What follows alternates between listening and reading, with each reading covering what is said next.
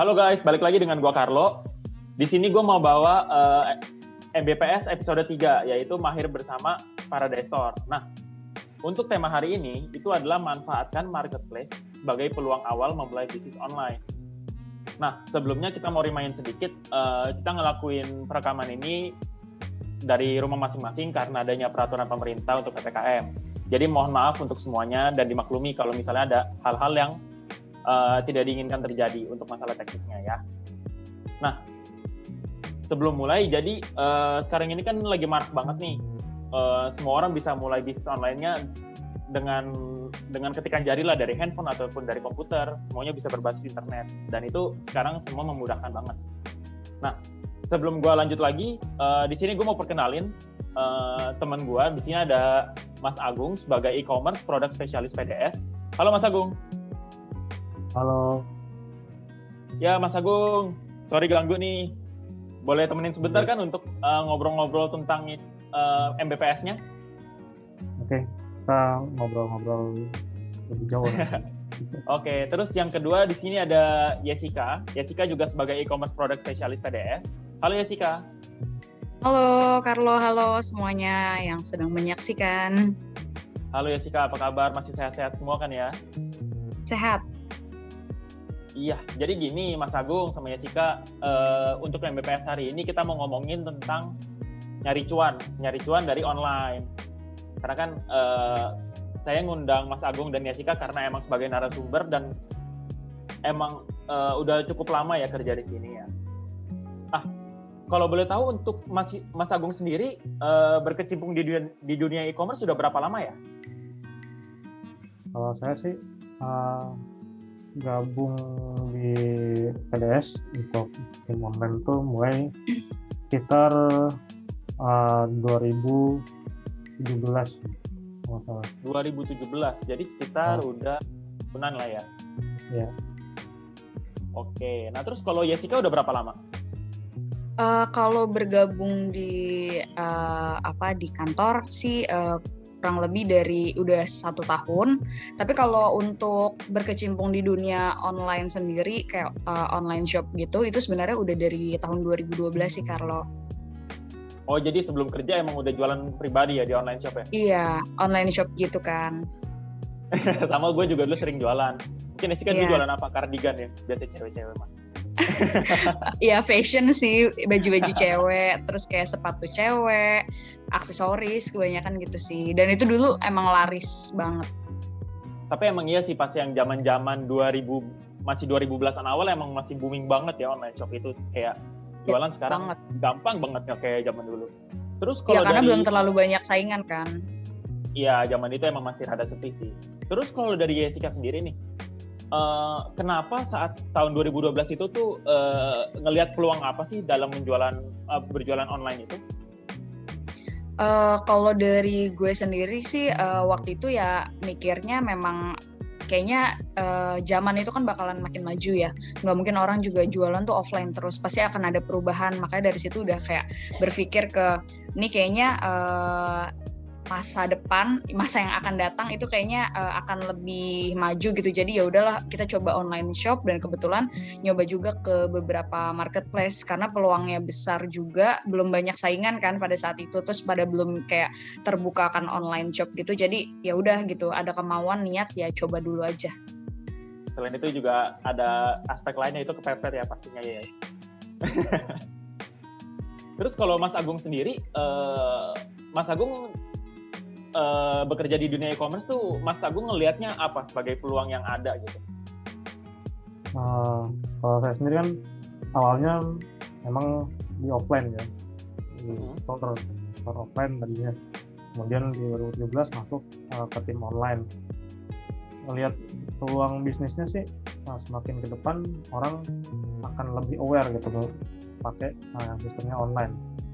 Jadi orang udah kemana-mana bawa HP isinya pasti ada marketplace gitu. Yang sering sih ya antara marketplace yang Tokopedia, Blibli, Shopee, itu toko sih hijau, toko udah wajib ya. Biasanya udah wajib ada di HP. Jadi orang gampang banget cari barang dari HP doang. Makanya Iya sih, dan sekarang peluangnya gede banget gitu. ya sih memang emang kalau untuk untuk peluangnya sih emang sekarang gede banget ya, apalagi juga promo dari si penyedianya sendiri tuh juga promonya gila-gilaan banget ya sekarang ya, sampai undang-undang Korea salah kan. Iya, promonya makin, kita nggak perlu ngadain promo, udah dibantu promo sama marketplace-nya, pakai undang BTS dan segala macamnya. Iya sih, itu sih ngebantu banget ya. Iya, jadi lebih ke lihat lagi gitu barang-barang kita yang dijual di marketplace. Nah, tapi kalau Mas Agung sendiri, kalau jualan di marketplace sendiri, itu ada ngelihat kelebihannya apa aja, Mas, kalau menurut Mas Agung? Ya, kelebihannya pasti dari jangkau ya, dari jangkau, terus orang lebih bisa ngebandingin antara tipe lain yang mirip, dan orang lebih gampang ngelihat ini barangnya original, resmi atau enggak gitu kan. Karena semua biasanya seller itu mau nampilin apa yang detail produknya secara real gitu, karena kan dia pasti pengennya orang beli, terima barang dengan kepuasan gitu sih. Iya sih, tapi emang kalau sekarang platform-platform yang baru-baru ini emang udah banyak ngebantu banget ya Pak ya. Kalau dulu kan awal-awal mungkin zaman 2000 masih belasan awal itu kan kebanyakan orang jualan lewat Kaskus ya, dan itu kan emang detailnya kurang lengkap lah ya kalau dari forum gitu kan. Iya, forum banyak komenannya. Iya, komenannya juga nggak jelas, udah gitu. Iya. Masalah pembayaran juga itu banget ya Mas ya. Sangat ngaruh banget kan kalau dulu di forum. Nah, kalau Jessica sendiri ngerasain kelebihan dari marketplace apa nih ya?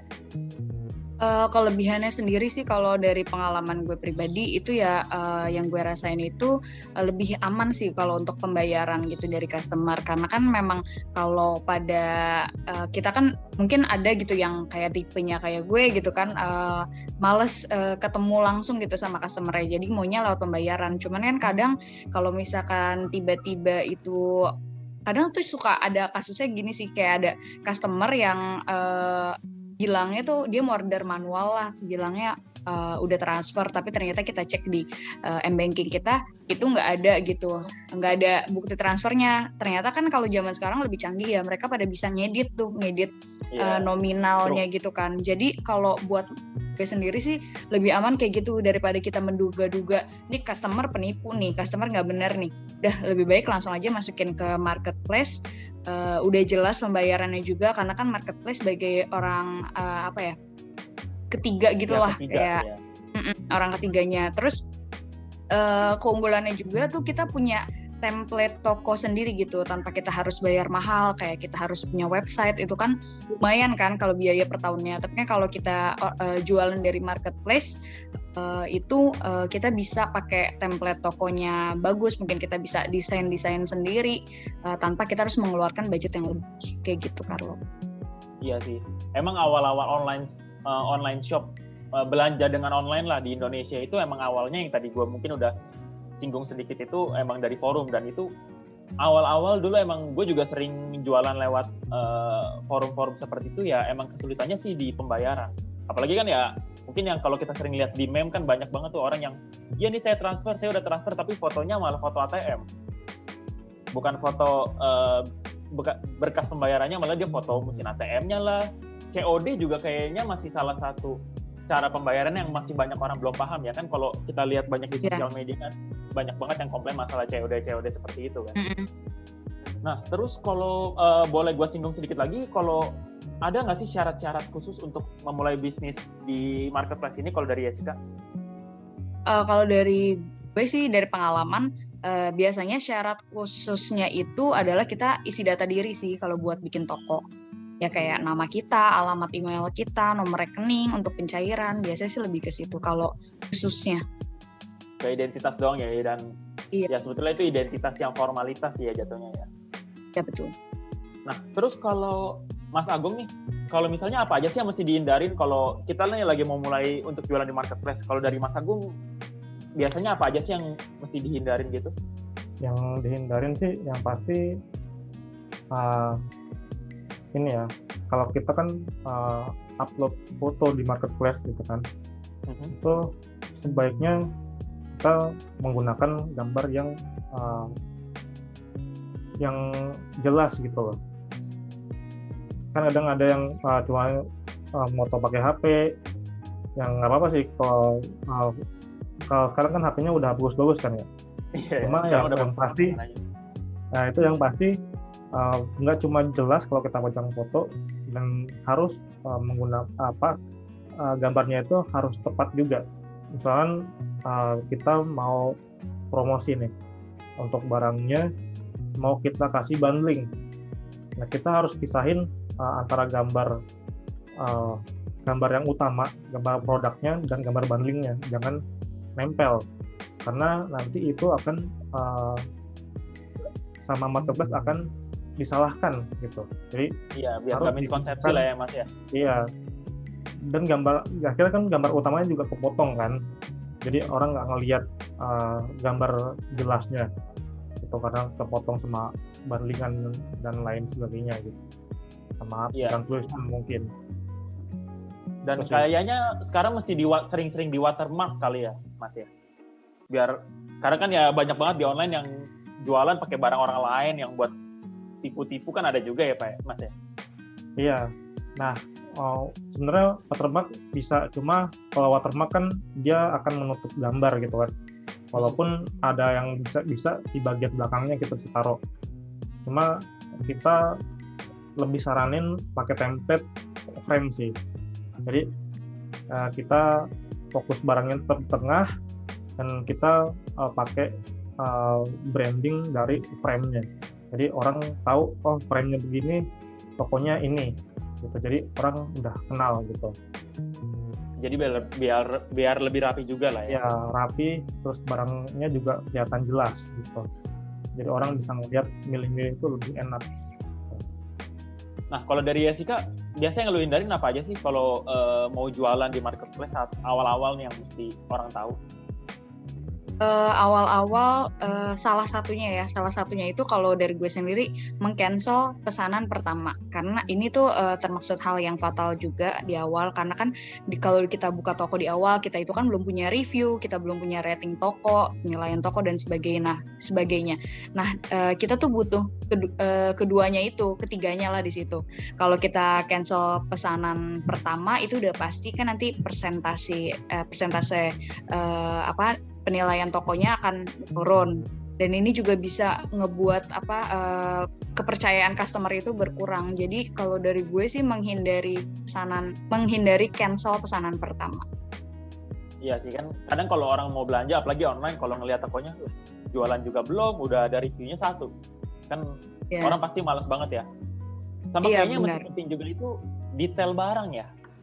Detail barang, deskripsi barang. Ya soalnya kemarin gue juga banyak banget lihat kayak, nggak tahu mungkin Mas Agung atau Jessica pernah ngalamin ya, kayak kebanyakan kemarin jualan casing misalnya, casing iPhone misalnya, casing iPhone berapa lah, harga cuma 20.000, ternyata pas orang beli dikiranya beli handphone. Kan banyak kayak gitu tuh kemarin kan, yang jualan dummy komputer, ternyata pas datang kok dummy ini nggak bisa dipakai, dikirain tipu, padahal emang kita jualannya dummy gitu kan. Ya, judul sama deskripsinya sih harus jelas. Iya, kemarin tuh banyak banget tuh yang kena kayak gitu. Ya gue sendiri pun juga dulu pernah kena ya, tapi emang kagak komplain sih karena emang nggak sendiri juga akhirnya. Nah, itu kalau detail produk tuh biasanya tersamarkan sama barang-barang yang nggak resmi. Gitu. Yeah. Detail produknya udah bener nih, bagus, spesifikasinya komputer ya, kalau misalnya kita ngomongin komputer laptop, detail spesifikasinya udah bener. Cuma di bagian bawahnya nanti garansinya itu bisa ada yang garansi setahun, tapi nggak dijelasin garansinya apa, resmi atau enggak. Gitu. Yeah. Kayak misalkan gini, Lenovo kan sekarang kebanyakan garansinya 2 tahun ya. Nah, di marketplace itu kadang ada yang garansinya 1 tahun. Itu perlu, apalagi produk-produk baru ya, itu perlu ditanya, ini 1 tahun garansinya resmi atau enggak. Ya walaupun nanti garansi 2 tahun juga perlu kita tanyain kan, garansinya resmi apa enggak. Makanya kalau bisa soal garansi dan after sales-nya lah nanti bisa dikasih taruh di deskripsinya, biar orang nggak perlu nanya tapi udah tahu nih, oh barangnya resmi, original gitu. Ya sih, emang hal-hal kayak gitu penting banget sih. Terus Mas Agung, kalau biasanya fitur-fitur dari marketplace yang Mas Agung pakai tuh biasanya apa? Kalau ngomongin fitur sih banyak banget ya fitur yang di marketplace itu. Bahkan fitur official store sama store biasa gitu, kalau misalnya di Tokopedia itu dibedain. Tapi sekarang fitur yang non official store juga udah banyak banget yang bisa dipakai gitu. Kayak misalkan broadcast chat itu udah dikasih, biasanya yang dulu berbayar itu kan sekarang jadi free. Terus badge yang kayak seller terpercaya, gold gitu kan, seller atau silver seller gitu ya? Ya ada badge khususnya tuh, biasanya itu udah dikasih gratis, cuma nanti akan dibayar 1% dari penjualan. Itu membantu banget sih, jadi orang lebih percaya gitu. Terus juga ada yang namanya kupon-kupon voucher gitu, mesti dimanfaatin juga. Ya kan kita namanya orang Indonesia, orang ekonomi ya. Iya. Jadi ngelihat diskon, promo, voucher itu kan langsung tertarik. Ya, apalagi kalau kita kan yang maunya harganya semahal, harga semurah-murahnya, barang sebagus-bagusnya ya pastinya ya. Iya. Udah gitu mau diskon cashback, mau diskon free ongkir, banyak banget tuh minta diskonnya. Nah, itu marketplace sekarang juga udah banyak yang nyediain free ongkir juga. Jadi sebenarnya nggak perlu khawatir harga barangnya akan jadi lebih mahal, karena bisa dimanfaatin, ya cari-cari celah lah dari marketplace yang bisa dimanfaatin free ongkirnya. Yes, kalau Yasika biasa fitur apa aja yang lu pakai? Biasanya sih kalau yang gratis sih ya kayak kita itu kan ada ya, biasanya per produk kita bisa disundul gitu loh, disundul atau kita naikin produk secara gratis. Iya, itu paling kan, tapi ada jangka waktunya kan, kayak misalkan entah sejam sekali atau misalkan 6 jam sekali kayak gitu. Terus yang kedua juga bisa pakai broadcast chat kayak yang tadi di info Mas Agung. Terus kita juga bisa ngikutin campaign-campaignnya si marketplace tersebut, kayak misalkan flash sale, terus misalkan promo-promo hari besar, dan juga misalkan tanggal-tanggal cantik, kita bisa ngikutin itu sih. Karena tiap bulan ada ya, 1, 2, 3, 4 ya. Iya, tapi kita juga harus, sebenarnya dari kita juga harus siap gitu untuk ngeluarin promo lebih gitu. Misalkan si marketplace ini nanggung promo, tapi kita juga harus bisa ngeluarin promo juga gitu, diskon produk, supaya memang customer yang tiba-tiba ngelihat produk kita di marketplace ya tertarik gitu, bahwa harga kita lebih murah dibandingkan yang lain. Iya sih. Kalau dari Mas Agung, kalau yang dibutuhin di marketplace tuh mesti ada apa ya Mas ya? Kayak misalnya kita sebagai penjual mungkin paham produk kali ya. Gimana Mas? Kalau menurut Mas Agung gimana, apa yang dibutuhin? Yang dibutuhin sih yang pasti tadi ya, foto yang jelas, terus deskripsinya yang detail. Jadi customer itu nggak perlu nanya, bisa tahu dari detail deskripsinya. Terus juga ya harus responsif juga jadi seller gitu. Oh, jadi selain emang kita butuh barangnya, kita foto jelas, emang kita juga kita yang sebagai penjual juga mesti pas respons ya kalau ada chat atau diskusi kan ya, biasanya seperti itu. Iya, kita harus ya tahulah ketika customer ngechat itu dia pasti berharap segera dibalas. Karena kalau nggak segera dibalas, nanti bisa jadi dia udah nanya ke tempat lain, dan tempat lain yang udah balas duluan, walaupun harganya tipis-tipis nih. gitu. Nah itu nanti akan balik ke dia akan bandingin ke detail deskripsinya, ke fotonya, ke tokonya, trusted atau enggak, nanti akan gitu sih. Ya pokoknya detail foto, deskripsi, judul juga ngaruh, sama deskripsi toko juga bisa ngaruh. Iya, sama info, mesti di banyak ya Mas ya. Iya. Tapi kalau Mas Agung sendiri emang belajar teknisnya nggak untuk misalnya ya kalau saat orang tanya biar kita bisa langsung ngerti gitu? Perlu sih itu. Kita tahu apa yang kita jual itu perlu banget. Misalkan nggak usah ngomongin laptop lah ya. Misalkan fashion gitu, bahannya apa, terus ya modelnya ininya disebutnya apa gitu kan macam-macam. Ini bahannya yang rate keberapa gitu kan, nanti harus tahu juga. Iya sih, emang kita juga sebagai penjual kita mesti ngerti secara teknis ya biar customer yang beli pun juga ngerasanya lebih aman gitu loh, karena kita bisa educate mereka kan. Ya kalau kita ditanya customer terus kita bisa jawabnya, otomatis customer juga akan lebih percaya ke sellernya gitu. Oh ini berarti sellernya memang tahu gitu. Beda dengan yang dikit-dikit ditanya, kita cek dulu ya, itu nunggunya juga udah lama. Mendingan nanya yang lain gitu kan customer. Iya sih, benar. Nah, aku mau nanya ke Yesika dong.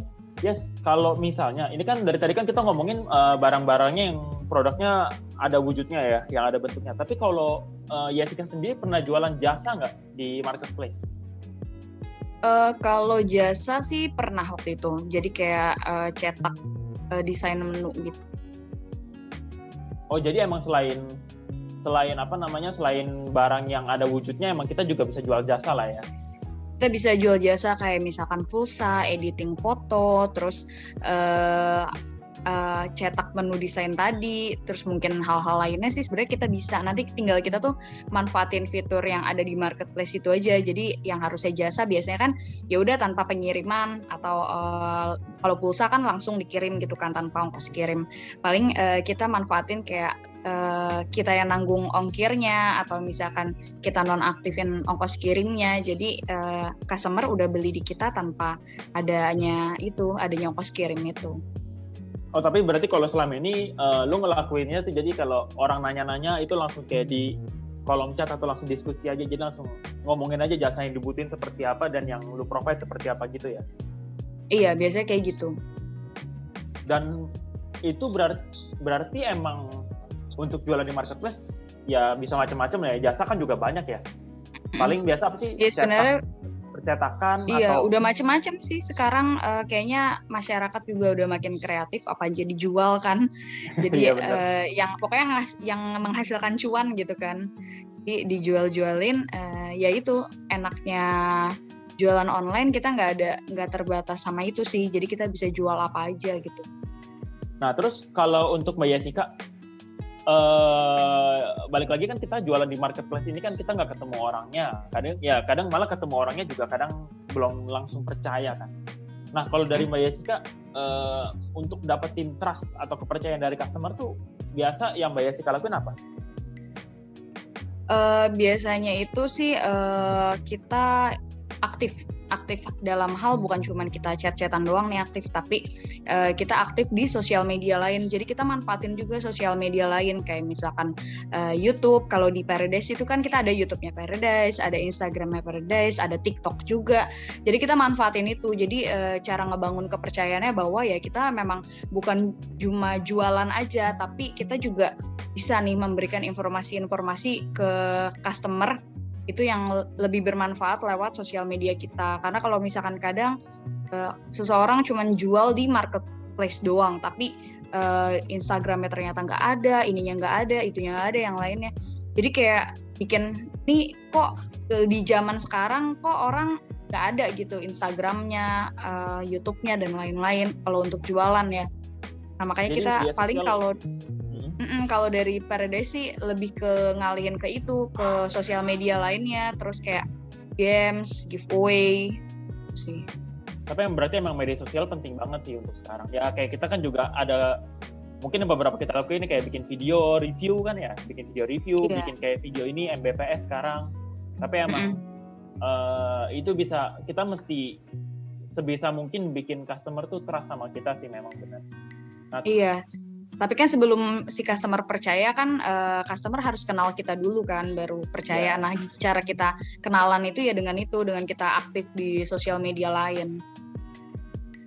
Kalau dari Mas Agung sendiri biasanya gimana Mas? Kalau itu kan tadi oke lah untuk sosial media. Kalau biasa Mas Agung ngelakuinnya dengan cara apa? Masalah kepercayaan itu kan masalah hati ya. Jadi perlu diomongin dari hati ke hati. Apalagi kalau misalkan ketika beli ya kita udah packing, udah kirim dengan sesuai SOP gitu, dengan bagus kirimnya, aman. Tapi ternyata sampai di sana dibuka terus dinyalain, itu kan misalkan komputer ada problem, entah wifi-nya error, Windows-nya nggak nyala, gitu kan.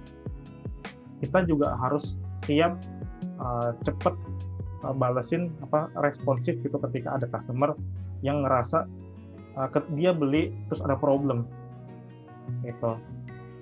Ketika ada orang yang terima barang terus merasa barangnya diterima atau dengan keadaan nggak sesuai, iya benar, ngechat ke sellernya dan sellernya ditanggapi dengan responsif gitu.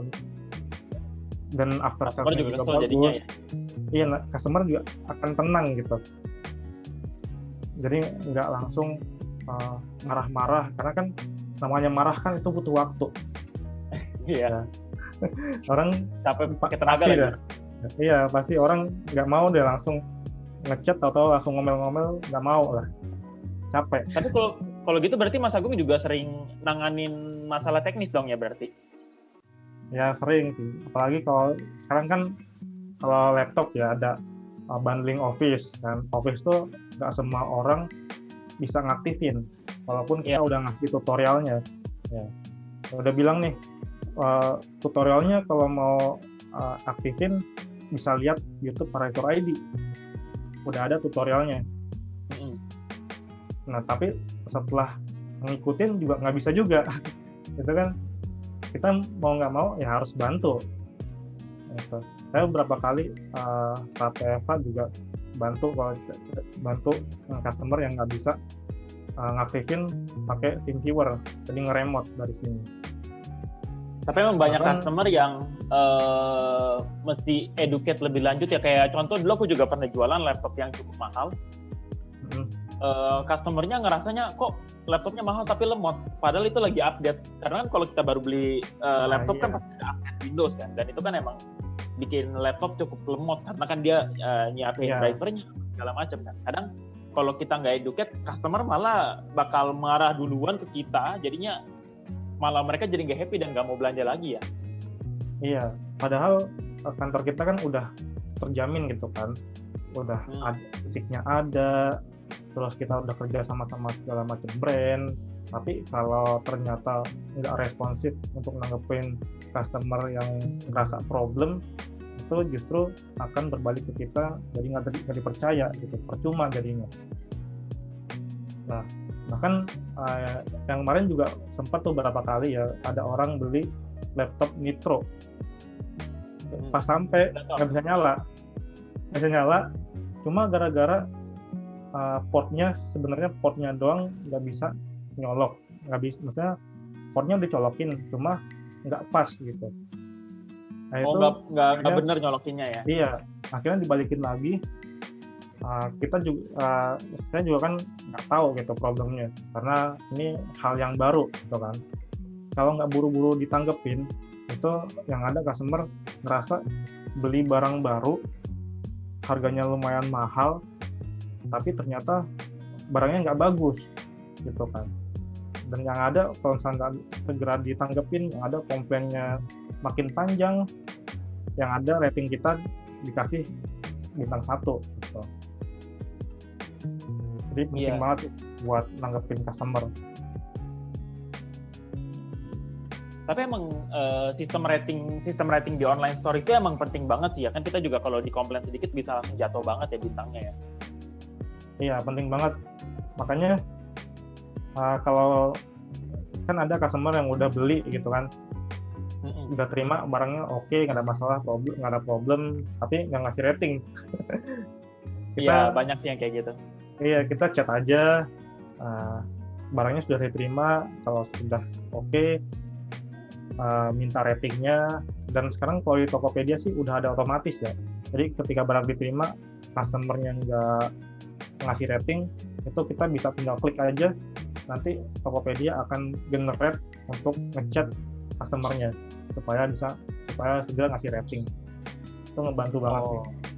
Gue juga salah satu orang yang kalau belanja nggak pernah terlalu merhatiin detail. Jadi kalau belanja ya udah terima barang ya udah, yang penting udah beres, duit udah diterima ya.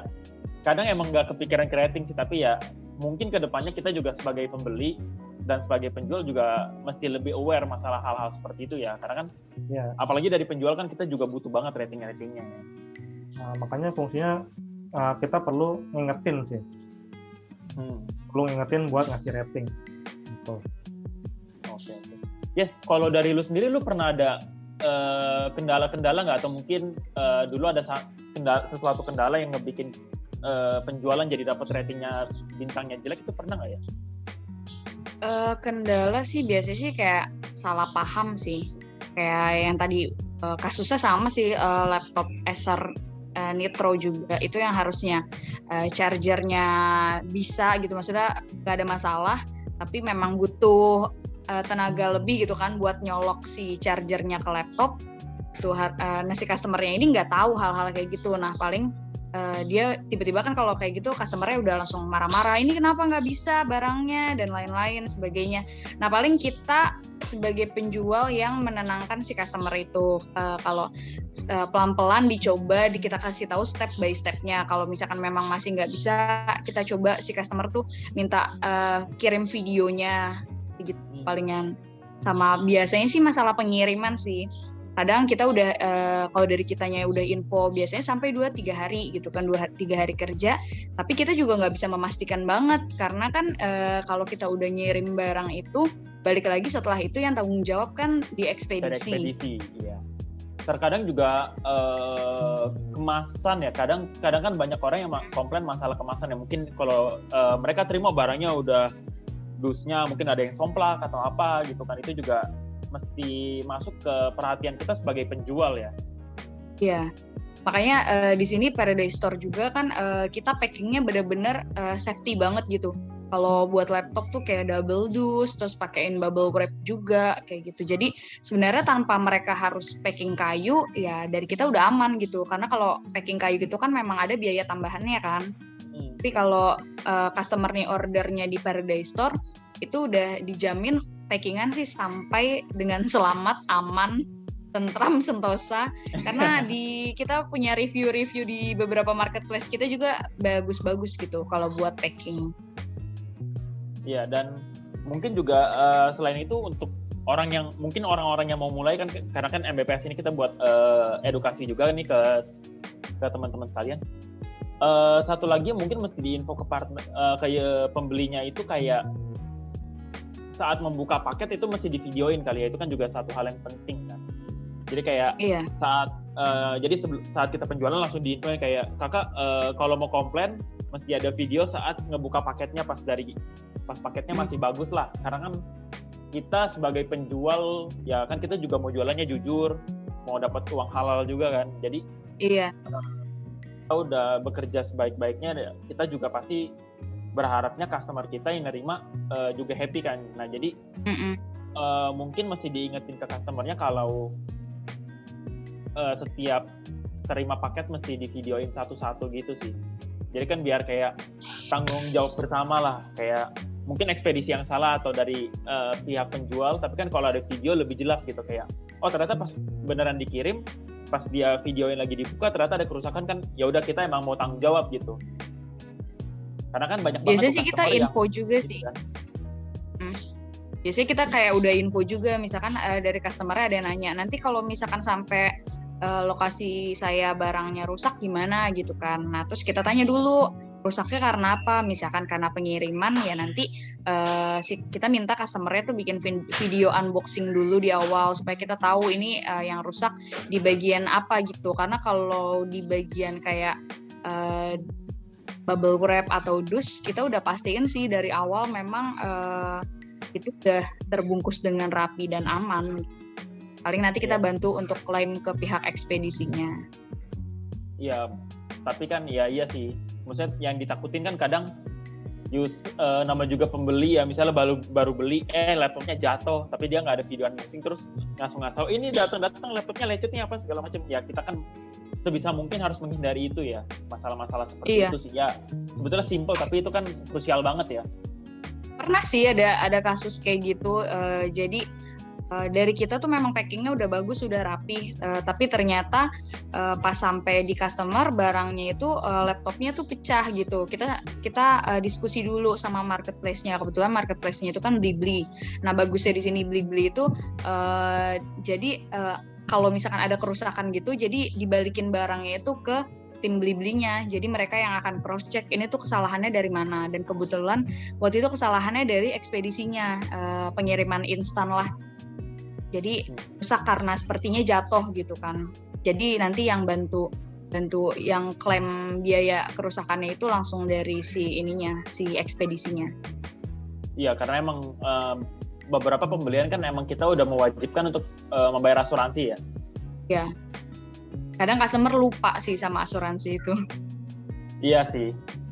Tapi ya makanya kan kita sebagai penjual ya mesti sebisa mungkin educate customer kita lah ya, biar minimalisir kesalahan, meminimalisir kita juga review jelek, apalagi yang kita takutin kan biar nggak ada refund ya saat penjualan itu kan. Iya. Ya udah, berarti sebetulnya kalau kita untuk jualan online itu nggak ada halangan lagi ya buat teman-teman sekalian. Jadi untuk berbisnis online itu kalian itu udah sangat mudah banget sekarang. Daftarnya gampang, cuma butuh data-data identitas. Terus kedua, peluangnya juga lebih besar karena kan kita kalau berjualan online kan nggak cuma marketnya di daerah kita doang, malah jadi se-Indonesia contohnya. Jadi peluangnya lebih besar. Terus proses transaksi, penerimaan orderan itu juga, apalagi kalau kita lewat marketplace sekarang udah rapi banget. Pembayarannya juga udah sangat terjamin lah, karena kalau misalnya kayak customer belum bayar itu kita juga belum ada konfirmasi. Jadi benar-benar transparan dan gampang. Terus selain itu juga kita dibantu banget terorganisir dari platform-platform penjualan sekalian juga. Jadi kayak misalnya kita kirim barang, udah langsung ada nomor resinya, semua langsung bisa dilacak dari platformnya. Jadi sekarang tuh udah gampang banget, dan kita juga sebagai penjual juga lebih gampang lah dipercaya oleh customer kita juga. Terus juga kalau teman-teman sekalian mau coba fitur-fiturnya ya memang ada yang berbayar, tapi kalau menurut aku cukup worth it untuk coba dilakuin, karena ya kita kan sebagai jualan kita juga pastinya butuh marketing untuk ngembangin toko kita, ngembangin performance toko kita juga. Nah, salah satunya mungkin tadi juga udah dijelasin sama Jessica. Jadi kalau emang penggunaan media sosial itu sangat penting untuk kita bikin customer lebih trust lagi sama website yang kita pakai untuk jualan.